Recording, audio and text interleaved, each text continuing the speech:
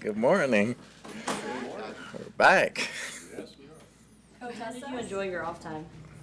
Oh, I always have a good time then. You run around, you try to be a dad, and you kind of take it easy. Do you succeed in taking it easy? For a week, yes. For a week, I did, so I had a good time. Good for you. You go anywhere? Not really, just hung around the house. I mean, I got a house in Carolina, so I just hung out around the house.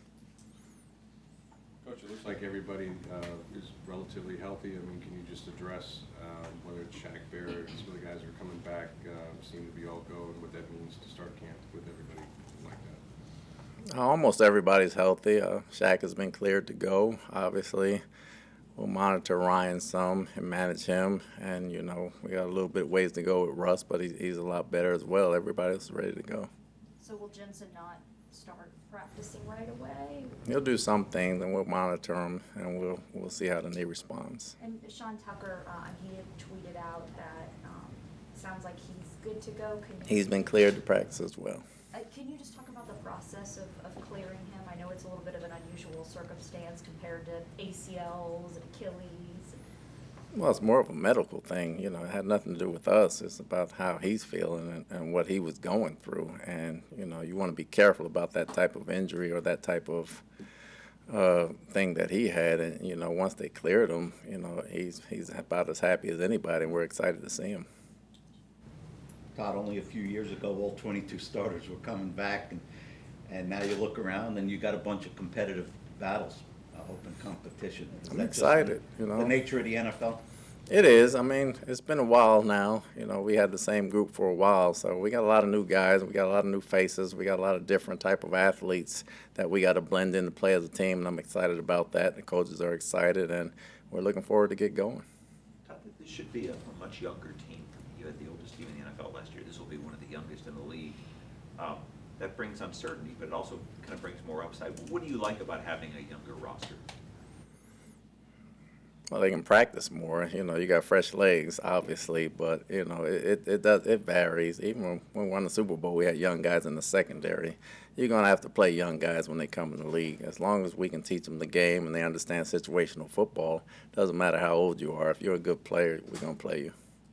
As a schemer and a play caller and a designer with blitzes and these types of things, can you just speak to what you can do with your chess pieces in Logan Hall and Kalijah Kancey, a couple of guys that are vastly different from some of the other defensive tackles that you've had here in terms of their speed and get off and athleticism? Well, we're still working on that. That'll be a work in progress throughout camp. It's not just them two, it's about everybody. So we have to make sure everybody fits in that puzzle, not just Kancey and Logan, but they're very athletic. I know we've had Sue and we've had Hicks. Obviously, we have bigger guys and we could slug it out more. We still have strong guys, but we have some guys that have some quickness now, so they should be able to do certain things. But as camp develops, we'll try to bring those out of them. And you also brought back Will Golston yesterday. Yes. Can you speak to what he's going to bring and where he'll fit in the mix? Will's a solid guy for us. He has been for a couple years now. He makes plays. He does all the dirty work. He has been for a while now. Great attitude, great locker room guy, great leader on the field, somebody who they can look up to practice what they preach, so he'll bring that to the D-line. I know the talk this offseason was putting Logan Hall, kind of moving him into Golston's position, but with Golston being back, do the plans change at all for Hall? No, they don't change. We've been practicing Logan all year. He's ready to play this year. We're going to play him. Coach, how do you see this quarterback battle going, right? Like in OTAs, mini camp, seemed like there's a lot of install, and both guys are trying to learn the system. Does it become more evaluation, more critical of how they produce, practice, games? Like, how does it change for training camp and preseason? Well, it doesn't. That we're practicing full bore now. Obviously, you take notes and you look at things in the spring and see how they learn, see how they handle the team, see how they throw, see how they encourage others, and see who's the best fit for the offense. And you evaluate it as the time goes, and I have a timeline in my head, and I'll make a decision at that point in time. So Devin White is here. Is he going to be practicing, and have you had any discussions with him about contract situation? Has he kind of put that to bed for a while? Is he focused on playing this year? Well, I haven't seen everybody. We haven't met yet, but I know everyone's here, and Devin's here as well. Everybody's under contract. We don't worry about next year. We worry about this year. I know he'll be ready to play, and I know he's here, and, we'll see when we come out tomorrow. But you're not sure if he's going to practice tomorrow with you? I haven't talked to him. I can't sit here and say, I talked to Devin, and he said. I can't speak for anybody. There would be no reason to hold him out, though. No. With Leonard Fournette gone, a lot more responsibility now on Rashad White. He's expected to be the guy. Just what have you seen out of him this offseason, and what are you expecting out of him this year? Hard worker, very hard worker, determined, ultimate pro to be so young. Just looking for him to step in and continue that once the season starts. I know every job is up for grabs, starting backups, but in terms of starting jobs that have the closest competition, are there some that you're looking to that you think will be the most closely contested in camp? A lot of depth at the wide receiver position, obviously the running back position as well. We already talked about the quarterbacks. Defensive line, there'll be some battles going on there. The secondary, there'll be some, obviously, backup rotational corner positions ready there. There'll be a lot of backup spots available. Outside backer room is very talented. And the inside backer group, as far as their backup, to be talented. So it's going to be a lot of competition. Who would you say is in the mix at the nickel for your starting nickel? All of them right now. We haven't ruled anybody out of the nickel spot. We don't have a starting nickel at this point in time. We think we have one in-house. If we do not, we'll go out and get one. But right now, I think there's about 4 or 5 guys that are battling for that spot, whether it's Zion or Delaney or Izzian or Hayes. We got a bunch, or Chesley. We got a bunch of guys that can play that position. Todd, the national media, for the most part, they've got the Bucs buried at the bottom of the NFC South. You're well aware of that.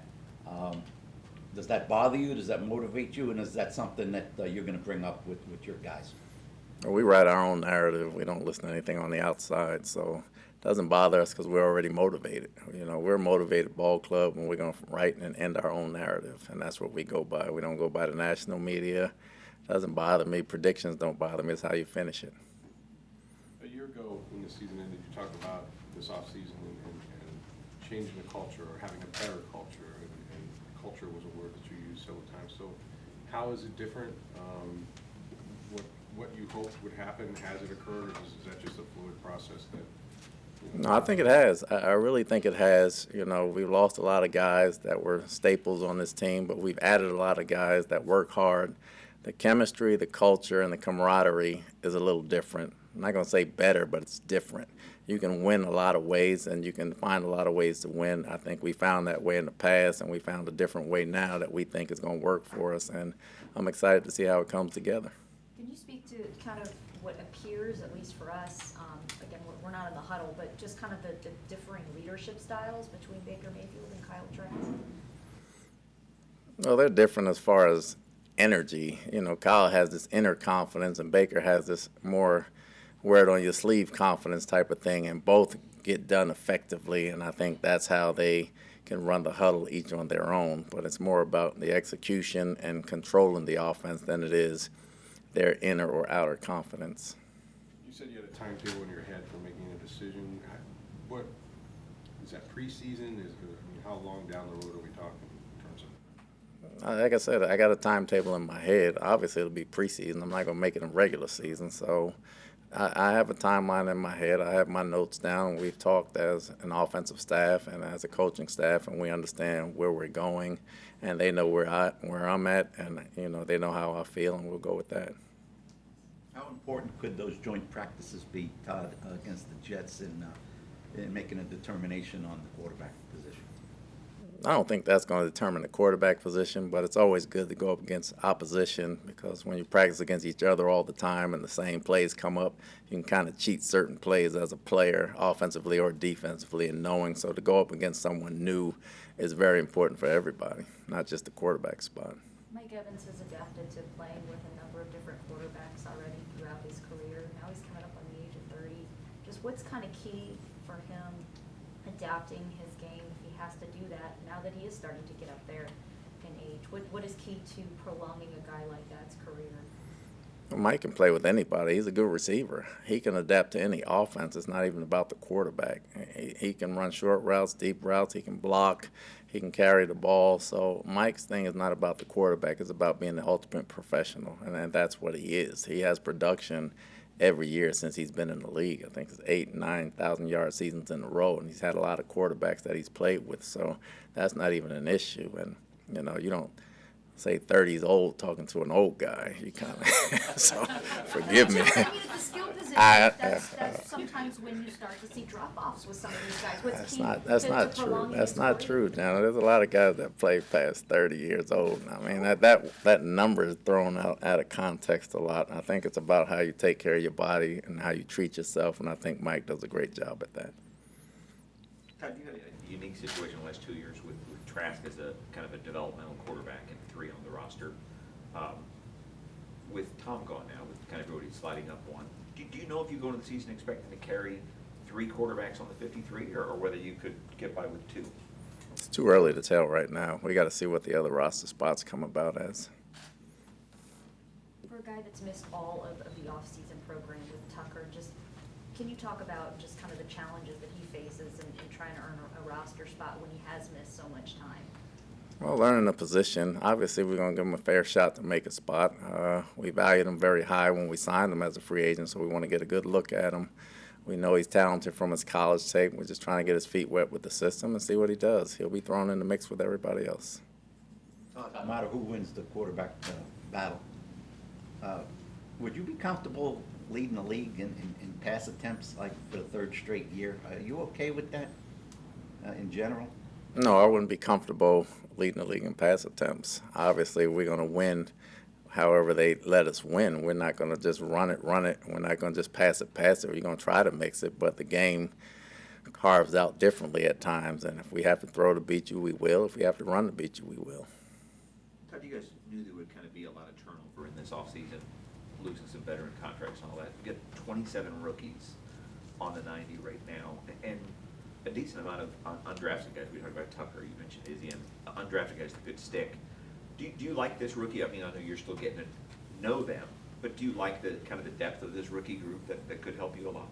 In the spring, it's been one of the more talented rookie classes that I've been a part of, free agent-wise and draft pick-wise. So I look for a lot of guys to have a chance to make this team. I think it's been as competitive as it's been since I've been here as far as depth from every position. So there are a lot of guys that could have been drafted that didn't, that came on as free agents that have really impressed in mini camp.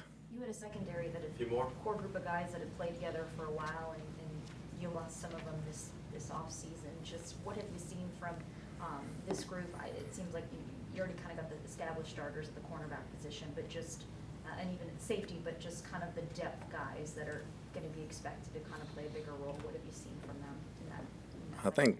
I think Zion had a great spring, and we're looking for him to play a bigger role this year. Obviously, Winfield, Carlton, and Dean have played together for a while now, and Ryan Neal coming in has great communication. He brings great leadership. So, we're really looking for the top guys to be in sync as far as camp goes as it goes on. Obviously, knock on wood for injuries, but the depth from it behind it, I think Nolan Turner will be a lot better going to his 2nd year. Merriweather's a guy we really like that we're going to look at. Obviously, Hayes and Izzy and Isaac, the kid from Alabama State. I'm really excited to see him. He had a very good spring, and he's a very heady football player, so we're going to see how he progresses. So it's going to be interesting to see, but it's going to be exciting at the same time. And what about just some of your depth guys at the wide receiver position, too? I mean, we talk about Mike and Chris an awful lot, and Russ. I know he's coming back from an injury, but just outside of that, I know obviously you can expect a lot from the rookie, too, but just kind of what have you seen from some of those other guys in that group, in that position battle? Well, Tompkins coming back in his 2nd year has been impressive, but the guys we're looking at, obviously Jarrett and Warner and Trey, those guys have really shown in the spring that they can try to pick up some things. So once we get in pads and once it goes live ball, hopefully those guys will progress, but I'm excited to see how they turn out. Todd, you've had some reliability with your kicker, Ryan Suckup, for several years. He's gone, and you've got an open battle that's not going to be decided probably until the preseason's over. But how critical is it in a league that comes down to 4th quarter field goals to, to make the right call, and hopefully you have at least one of those guys that can step up and be a kicker for you. Well, it's very critical, obviously. They're kicking 50s, almost 60-yarders nowadays, but consistency is going to be important. We want accuracy. Suckup was very accurate. He didn't kick it as far, but he was very accurate. We're looking for accuracy and consistency, so it's going to be a good battle. Okay. Thank you. Thanks. Thanks. Yep. Good to see you.